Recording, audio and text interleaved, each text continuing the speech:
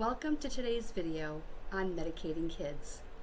As a parent, it can be overwhelming to navigate the world of psychiatric medications for your child. As a psychiatric nurse practitioner who specializes in prescribing for children and adolescents, I'll share and answer the top 10 questions I often get asked by parents about them and provide you with the information you need to make informed decisions about your child's mental health. Let's get started. First, what are the safest psychiatric medications for children and adolescents? Well, when it comes to treating mental health conditions in this population, safety is a top concern. While no medication is completely risk-free, some psychiatric medications have been found to be safer than others for young people. Research suggests antidepressants such as escitalopram, sertraline, and fluoxetine are among the safest antidepressants. These have been well researched in children and are very well tolerated. Number 2, what are the potential side effects of psychiatric medications in children? Well, common side effects may include nausea, sedation, fatigue, weight gain, decreased appetite, and insomnia. And these side effects are going to depend on which medication we're discussing. Number 3, how do psychiatric medications affect brain development in children?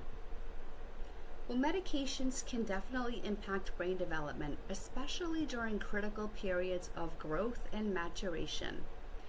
There are certain times when the brain is developing quickly, including when connections between brain cells are formed and eliminated, when the brain's communication pathways are insulated and sped up, and when the brain adapts and changes in response to new experiences.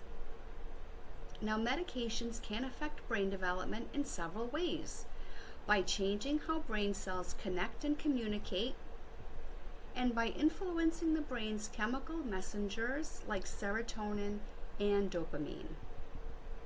Different medications can have different effects on brain development. So stimulants like Ritalin or Adderall can affect attention and impulse control.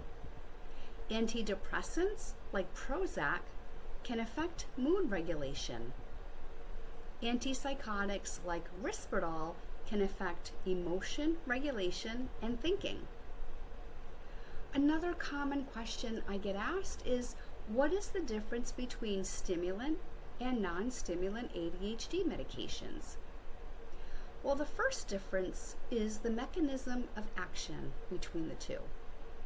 Stimulant medications such as Ritalin work by increasing dopamine and norepinephrine levels, while non-stimulant medications like Strattera work by increasing norepinephrine levels. Another difference is effectiveness. Stimulant medications are generally considered more effective for managing ADHD symptoms, but non-stimulant medications can be a better option for certain individuals, such as those with anxiety or sleep problem. Another change or difference between the two are the side effects. So common side effects for stimulants include decreased appetite, insomnia, anxiety, increased heart rate and blood pressure, headaches, stomach upset, and even mood changes, where non-stimulant side effects are going to include drowsiness, fatigue, stomach upset, headaches, and dizziness.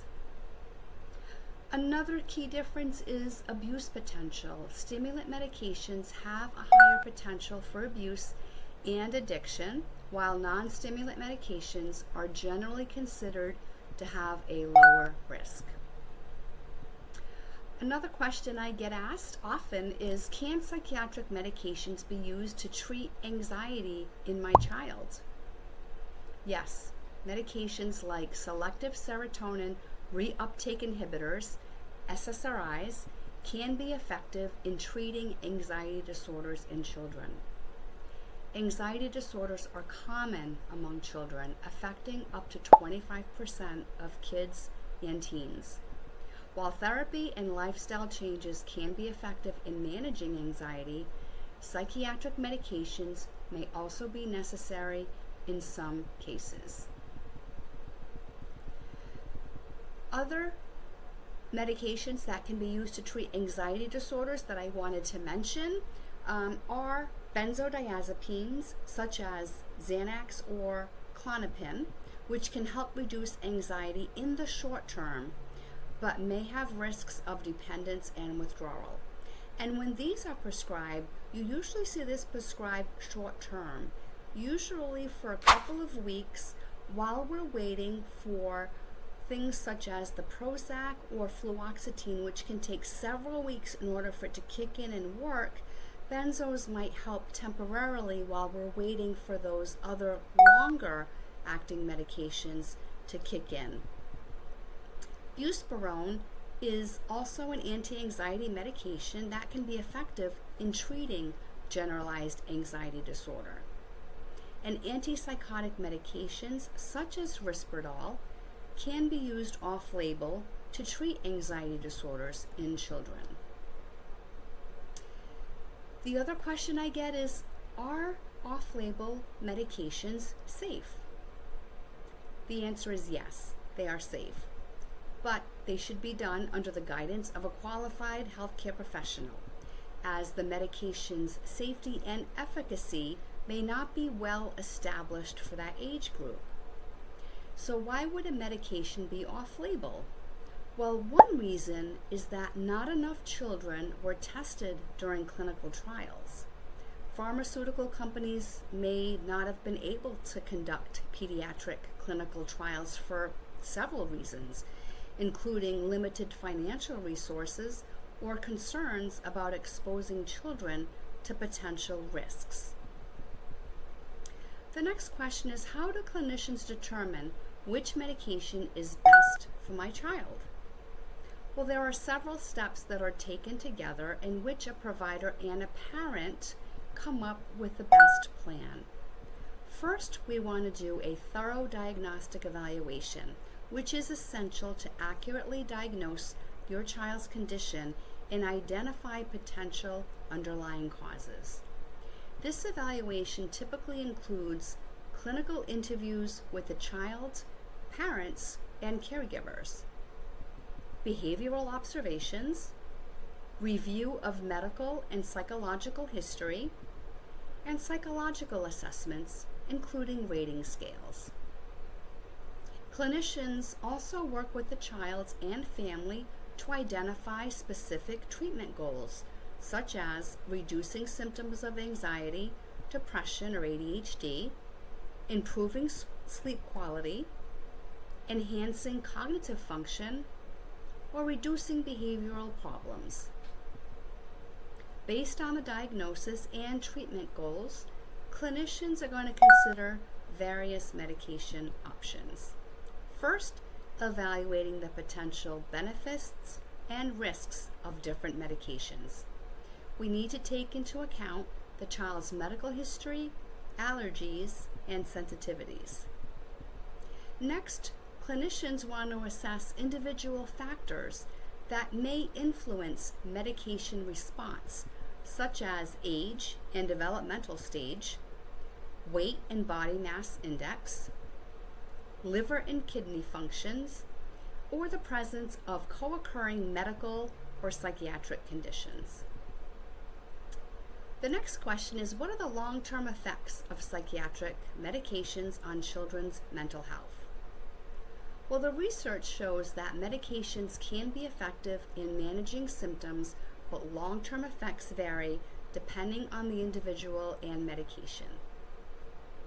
Positive long-term effects include improved symptom management, enhanced cognitive function, and better emotional regulation. Question number 9, how do psychiatric medications interact with other medications or substances? Well, medications can interact with vitamins, herbs, or recreational drugs, which can impact their efficacy or increase the risk of side effects. Prescription medications such as blood thinners, antibiotics, or medications for chronic conditions like diabetes or hypertension can interact with psychiatric medications. Also, over-the-counter medications such as pain relievers, cold medicines, or antihistamines.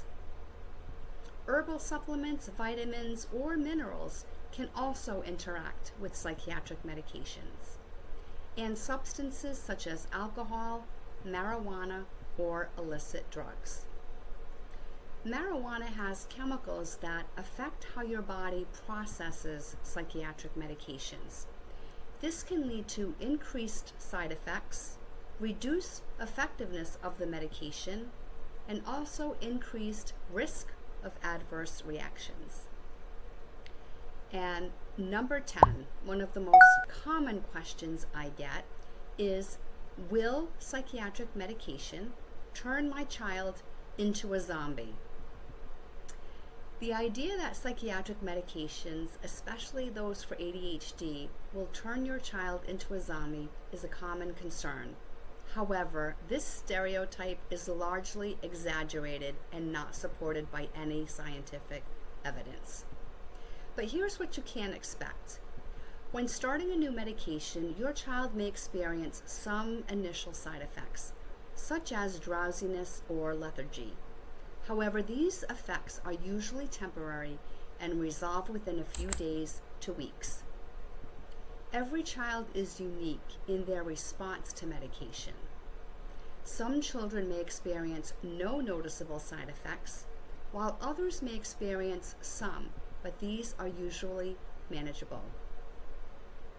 Working with your child's healthcare provider to find the optimal dosage can also minimize side effects and maximize benefits. So let's separate fact from fiction. Myth: medications will change my child's personality. The reality is medications aim to alleviate symptoms, not change personality. Myth 2: medications will make my child lethargic or zombie-like. Reality: while some initial drowsiness may occur, most children adapt quickly and do not become lethargic or zombie-like. Next myth: medications are a quick fix or a substitute for parenting. Reality: medications are one part of a comprehensive treatment plan that includes behavioral therapy, lifestyle changes, and parental support. Some tips for parents. Open communication. Maintain open and honest communication with your child's healthcare provider about any concerns or side effects. Regularly monitor your child's response to medication and work with your healthcare provider to make adjustments as needed. Also consider combining medication with behavioral therapy and lifestyle changes to create a comprehensive treatment plan. Remember, the goal of psychiatric medications is to help your child manage their symptoms and improve their quality of life. By working closely with your child's healthcare provider and maintaining open communication, you can help your child thrive. If you liked today's video, make sure to like and subscribe for more videos on mental health topics. See you in the next video.